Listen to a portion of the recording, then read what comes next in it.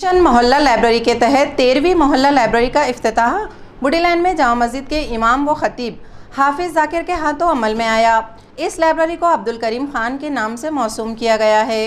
Read and lead foundation के सदर मिर्जा अब्दुल क़य्यूम नदवी ने बताया कि रवा साल 8 जनवरी को शहर के इक़रा उर्दू प्राइमरी स्कूल की क्लास की तालिबा मरियम मिर्जा ने अपनी ज़ाती मोहल्ला लाइब्रेरी से बच्चों के मुताले के लिए पहली 300 किताबें बनाई। 7 महीनों से शहर में 13 लाइब्रेरी कायम हो चुकी हैं। हर लाइब्रेरी का नाम शहर और मुल्क की अजीम शख्सियात के नाम पर रखा जा रहा है। इस लाइब्रेरी को मोहम्मद अब्दुल करीम अहमद खान का नाम दिया गया, जो तहसीलदार थे। पुरानी इमारतों, तारीखी वर्सा और मसाजिद की बहाली में इन्होंने बहुत ताउन किया।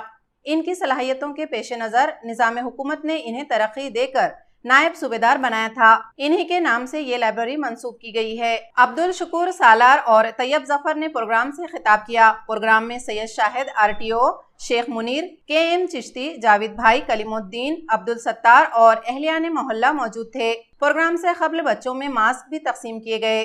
खबरें और भी हैं, लेकिन एक छोटे से वक्फे के बाद जल्द हाजिर होते हैं। आप देखते रहिए ADN उर्दू न्यूज़। क्या आपके काम बनते बनते बिगड़ जाते हैं? क्या आपकी तरक्की में बाधा है? कैसे परिवार में आए